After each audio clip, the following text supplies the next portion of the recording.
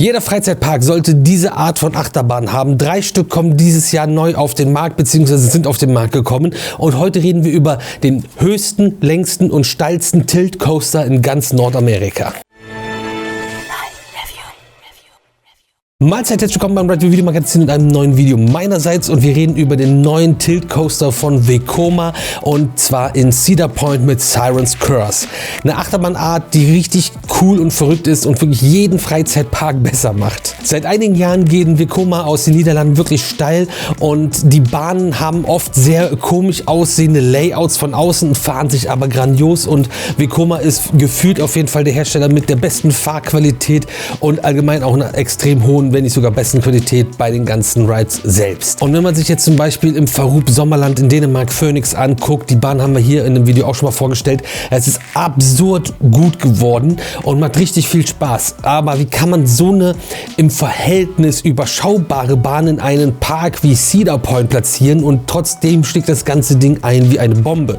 Und dann braucht man halt einfach ein sehr uniques Fahrerlebnis und das macht man eventuell mit Trickschienen und in dem Fall von Siren's Curse mit dem Tilt. Und der erste moderne Tilt Coaster von Vekoma ist Siren's Curse in Cedar Point geworden. Warum das Ganze für Cedar Point wichtig ist, da möchte ich euch natürlich auch ein bisschen abholen. Cedar Point ist in Sandusky, das ist in Ohio und Ohio ist ein Bundesstaat der USA. Absolut gehypter Park und unter vielen Achterbahn-Fans das absolute Mekka und es ist America's Roller Coast und dort stehen viele verrückte, große und ja, wegweisende Achterbahnen, Rekordachterbahnen, die höchste Achterbahn der Welt zum Beispiel und ich rede nicht von Corkscrew, das war nämlich 1976 die höchste Achterbahn der Welt. Wenn man davor steht und dahinter die aktuell höchste Achterbahn der Welt sieht, ist es ein bisschen witzig, denn Top Thrill 2 ist 128 Meter hoch. Auch dazu gibt es hier schon ein Einzelreview. Ich glaube aber auch, dass der Park den meisten Leuten ein Begriff ist. Wenn nicht, gibt es da auch einige Videos hier auf dem Kanal zu. In der Suchfunktion einfach zum Beispiel mal nach Cedar Point suchen und da seht ihr ganz viele Videos zu dem Park hier auf dem Kanal. Dann müssen wir natürlich klären, was ist ein Tilt Coaster? Das ist von Vekoma eigentlich eine einmalige Geschichte, die nur Vekoma baut, außer Jimna Rides in China haben das Ganze auch schon kopiert und das in der Variante, wie Vekoma es macht und in einer etwas abgeschwächten Variante, die wir auch schon gefahren sind mit dem Broken Rail Coaster, wo man halt nicht um 90 Grad gekippt wird, sondern nur um 45 Grad oder weniger oder mehr. Ich habe jetzt nicht das Geodreieck mitgebracht. Und bis jetzt gab es nur einen einzigen Tilt Coaster von Vekoma und der erste Tilt Coaster überhaupt ist Gravity Max in Discovery World und das ist in Taiwan. Auch diese Bahn sind wir gefahren, wurde 2002 eröffnet und ist so ca. 35 Meter hoch. Kleiner witziger Funfact für vielleicht eins der nächsten Freizeitpark-Quiz-Games. Stefan Holtmann, dessen Idee der Tilt war, ist bis heute noch kein Tilt-Coaster gefahren. Den in Taiwan nicht und Siren's Curse bis dato auch noch nicht. Aber es kommen ja auch noch 2 weitere, wo man jetzt demnächst die Chance hat. Kurz aber noch zum Tilt-Coaster. Man fährt halt quasi wie bei der normalen Achterbahn den Lift nach oben und am Anschluss gibt es auch die normale, in Anführungsstrichen normale Achterbahnstrecke, so wie wir jetzt zum Beispiel das Phoenix-Beispiel hatten. Nur ist die erste Abfahrt etwas modifiziert und zwar mit dem Tilt. Man fährt also den Kettenlift hoch, fährt auf diesen Tilt-Track und dann kippt die Schiene um 90 Grad und der Zug bleibt erst noch so stehen und wird dann losgelassen.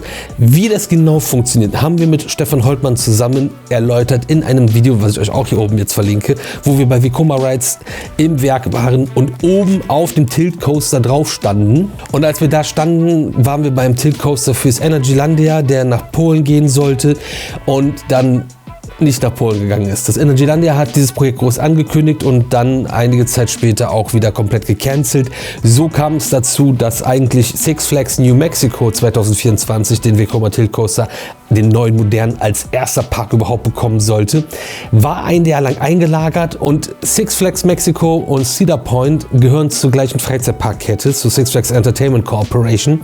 Und dann hat man sich gedacht, ey, das ist so cool und so unique. ja, den nehmen wir nicht für Six Flags Mexiko, wir stellen das Ding einfach mal nach Cedar Point. Die Bahn hat 2025 da eröffnet, 2025 bereits ebenfalls eröffnet ist ein zweiter Tilt Coaster fürs Kota-Land, und zwar Circuit Breaker in Texas in den USA, und Iron Rattler wird doch dieses Jahr eröffnen, und zwar am 31. Dezember, also knapper geht's eigentlich gar nicht, und zwar in Six Flags Qiddiya City in Saudi-Arabien. Und dieser Tilt ist halt einfach ein geiler Effekt, das Ding ist sicher und die Leute sind so schockiert bei der Fahrt, dass sie einfach in so einer Schockstarre sind und komplett apathisch keinen Mucks von sich geben. Und das Ganze ist natürlich ein riesen Publikumsmagnet. Unten hat man was zu gucken, oben hat man was Abenteuerliches zu fahren, was man so noch nie gesehen hat, und das ist wirklich sehr kurios und außergewöhnlich. Und in der ersten Reihe hast du halt diese Gap und siehst, wie die Schienen zusammenkommen müssen. Wow. Danke für nix. In der letzten Reihe hast du einen riesigen Hebel, was auch noch aufregend ist. Bevor wir zu den Fakten kommen, ich habe gerade gesehen, hier liegt noch die neue Park Scout Plus Ausgabe. Magazin, könnt ihr mal auschecken. Wenn ihr dann auf ride-review.freizeitpark.de seid, gibt es die Kalender wieder zu bestellen. Wie jedes Jahr. A3 Wandkalender und DIN A5 Tischkalender mit Fotos aus der Community, Achterbahnmodelle und vieles anderes natürlich auch zu entdecken. Checkt das Ganze mal aus. Und ja, da gibt es noch ein bisschen mehr zu lesen. Wenn ihr da Bock drauf habt oder was Cooles zum Hinstellen, wenn ihr da Bock drauf habt, also checkt das Ganze aus. ride-review.freizeitpark.de. Link ist aber auch nochmal in der Videobeschreibung. Siren's Curse wurde 2025 eröffnet, ist 48,8 Meter hoch, bedeutet, dass man in der letzten Reihe fast auf 60 Metern irgendwann mal angekommen ist beim Tilt. 904 Meter lang, das ist wirklich ordentlich für eine Achterbahn. 94 km/h Spitzengeschwindigkeit sind auch ordentlich. 2 Inversionen, es geht 90 Grad nach unten, das ist, glaube ich, relativ naheliegend. 13 Airtime-Punkte auf der ganzen Strecke, und es gibt 2 Züge, die ein Over-the-Shoulder-Lapper haben mit zusätzlicher Softweste drüber, und die Züge haben Onboard-Sound, erstmalig in Cedar Point die erste Achterbahn mit Onboard-Sound, der unfassbar gut ist, der einen richtig guten Bass hat, der super abgeschirmt ist, der Sound. Und dazu gab es auch noch das Lichtpaket. Es gibt LED-Licht, Lauf, Lichtwechselfarb, Licht auch noch an den Zügen. Das zeigen übrigens auch in dem Video bei Vekoma im Detail, wie das Ganze vom Nahen aussieht und ein bisschen im Dunkeln auch. Zu beachten bei der Bahn ist auch noch, dass es große Locker vorne gibt, die man bezahlen muss, und für die ganzen kleinen Sachen wie Fanny Bags, ein Handy und sonstiges gibt es kleine Locker, die man nutzen muss, wirklich nutzen muss, denn dahinter kommt noch ein Metalldetektor. Wenn ihr mitfahren wollt, müsst ihr mindestens 122 cm groß sein und dürft maximal 203 cm groß sein. Kommen wir zur Story, und die Bahn heißt ja Siren's Curse, Answer the Call, also Sirenenfluch, folge dem Ruf. Und Cedar Point ist ein Amusement Park, kein Theme Park. Also eigentlich ist das eine große Betonplatte mit großen Achterbahnen. Aber man hat hier halt so ein bisschen dieses Thema aufgegriffen, hat so ein paar Thematisierungsobjekte da. Aber an sich steht die Bahn auch eher auf dem Hinterhof, direkt an dem Cedar Point Yachthafen. Hat hier und da ein Wasserbecken, was mit rotem Wasser gefüllt ist und ein bisschen auch blubbert. Dann gibt es so die Stützen, die unten ein bisschen so, ja, rusty geaged sind. Und welche, wo irgendwie so Algen drauf gemalt wurden, was echt nicht authentisch aussieht, nicht cool aussieht. Und das war es eigentlich. Station hat gar keinen, also das ist ja das Naheliegendste, dass man eine coole Station hat, aber da gibt es auch nichts. Aber der Onboard-Sound ist so gut. Einmal der Soundtrack an sich, weil das halt erstmal so ein, ja, knarzende Planken, Hafen-Sounds sind, wenn man den Lift nach oben fährt, und langsam fangen die Sirenen an zu singen und einen zu rufen, und wenn der Drop gekommen ist, gibt es einen richtig starken, rockigen, energievollen, kraftvollen Song, der richtig nach vorne geht und voll auf die Fahrt passt, und das ist so krass abgeschirmt, dass du von diesem ganzen Rummelrumpel drumherum nichts mitbekommst und wirklich in diesem Thema bist, und es hat schon fast einen immersiven Charakter bei Siren's Curse durch diesen krassen Onboard-Sound bei dem Vekoma Tilt Coaster. Wenn ich von den Sirenen spreche, ist ja relativ klar, dass es dann um diese Sage, Mythos der Sirenen geht, die Seefahrer zu sich rufen, um sie in die Tiefe zu ziehen. Cedar Point ist jetzt nicht irgendwie am Meer gelegen, auch wenn das so aussieht, aber der Lake Erie ist gigantisch groß wie ein Meer, aber das ist wirklich nur ein See, und in der Story geht es halt auch um diese Sirenen, die im Lake Erie sind, und wir fahren den Lift nach oben von einem Verladekran und die Sirenen singen, rufen uns, und wenn wir oben angekommen sind, beginnt dann, nachdem wir runtergezogen wurden, das ist halt dieser Tilt-Effekt, unsere Flucht vor den Sirenen, und denen entkommen wir dann am Ende auch. Also dafür reichen 94 km/h Spitzengeschwindigkeit, um die Seefahrer zu retten oder selbst als Seefahrer sich zu retten. Aber viel bla bla erstmal drumherum, um zu erklären, warum ist das da cool, was ist ein Tilt Coaster, was ist die Geschichte dahinter.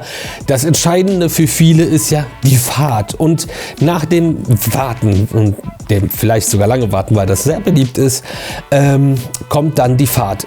Eingestiegen in der Station, und dann geht es geradeaus aus der Station raus mit dem Kettenlift dann auf den höchsten Punkt in einem leichten Linksknick, und dann kommt nach dem Wahnsinnsausblick über Cedar Point, weil man so relativ, also man ist in einer sehr coolen Ecke platziert, wo man einen sehr guten Überblick über den ganzen Park hat, kommt der Tilt-Effekt, das Entscheidende. Der Zug bleibt stehen, es wird alles gelockt, dann gibt es den Tilt, um 90 Grad wird die Schiene gekippt, man wird noch ein Stück gehalten, und dann wird der Zug losgelassen und ja, wirbelt nach links runter und hat den First Drop und baut sofort Geschwindigkeit auf. Und das ist wirklich alles safe. Ja? Der Zug fährt nicht einfach früher oder später, aber natürlich ist das Spiel mit der Angst gewollt. Dafür baut man Achterbahnen und auch solche Tilt-Effekte. Und nach dem First Drop und Ankommen haben wir genug Geschwindigkeit für einen riesigen Airtime Hill, der in einen Non-Inverted Dive Drop mündet, und beides dann über einem kleinen Wasserbecken gebaut ist. Und nach dem zweiten Sturz Richtung Wasser geht es in den ersten Corkscrew und damit die erste Inversion. Darauf folgt eine große 180 Grad Rechtskurve und der Triple Down, der bei den ersten beiden Abfahrten super twisted ist, also fast eine der S-Kurven-Kombination, die nach unten geht, und der letzte geht gerade runter in einen nebelgefüllten Tunnel, fährt unter der Warteschlange drunter hindurch und kommt auf der anderen Seite wieder raus und fährt hoch in einen Non-Inverted Reverse Loop. Ich denke mir dieses Element gerade aus, so wie auch das erste schon. Das sind gerade von mir fantasierte Fantasienamen für diese Elemente, die halt einfach irgendwie gar nicht wirklich zu greifen sind, weil es keine klassischen Elemente sind. Und wenn man überlegt, dass früher dieser Baukasten bei diesen Vekoma-Bahnen war, wo man einfach, wir haben eine größere Looping, die bauen wir irgendwo hin, dann müssen wir weiter hochfahren, wenn wir zu schnell sind. Dass es jetzt so individuell ist, dass man da einfach keine Begriffe mehr hat. Das ist ganz cool eigentlich. Es geht in einer langen Rechtskurve, dann kommt ein Twisted Airtime Hill wieder und dann volle Pulle durch den zweiten Corkscrew und damit die zweite Inversion der Bahn. Hoch in eine Overbank Curve und dann gibt es nochmal so einen Doppel-Twisted Airtime Bump Hügel. Und darauf folgt dann nochmal ein großer Schwung in die Schlussbremse. Die mündet dann in eine 180-Grad-Kurve wieder zurück in der Station. Eng, schnell, kompakt zusammengefasst und das fährt sich unfassbar gut. Die Qualität der Fahrt ist gut. Das Layout sieht von außen richtig oll aus und irgendwie nicht wirklich spannend und lame eher, aber das fährt sich so grandios und das Gefühl ist einfach so gut auf dieser Bahn, wie sie fährt. Das finde ich wirklich sehr, sehr beeindruckend. Der Onboard-Sound ist der absolute Hammer. Die Schienen sehen cool aus, der Zug sieht cool aus, wieder der Langfett, das sieht cool aus. Das Gesamtbild ist einfach grandios. Mehr Theming wäre natürlich auch schön, aber ey, das ist auch ein bisschen wild gedacht jetzt. Wir sind immer noch in den USA. Aber eine Wahnsinnsbahn, ein Wahnsinnspaket und wirklich unbeschreiblich gut, wie diese Bahn fährt. Das ist wirklich sehr, sehr, sehr beeindruckend. Und Tilt Coaster, geiler Effekt, der richtig cool aussieht. Und das mag da diese grandiosen Bahnen, die halt erstmal nicht optisch so, für mich auf jeden Fall nicht so ballern, macht so ein Tilt Wahnsinn. Das ist halt einfach, wenn du jetzt keinen Launch willst, der auch immer cool aussieht, machst du so ein Tilt am Anfang und hast einfach eine unglaublich beeindruckende Bahn. Das würde meiner Meinung nach jeden Freizeitpark in Europa unglaublich aufwerten und wäre so wirklich ein riesen Publikumsmagnet. Da bin ich mir sehr sicher. Und was denkt ihr? Welcher Freizeitpark in Europa hat es bitter nötig, einen Vekoma Tilt Coaster zu bauen? Welcher Park braucht unbedingt einen Tilt Coaster, damit es dem besser geht? Oder welcher ist so gut, dass nur noch das fehlt, um perfekt zu sein?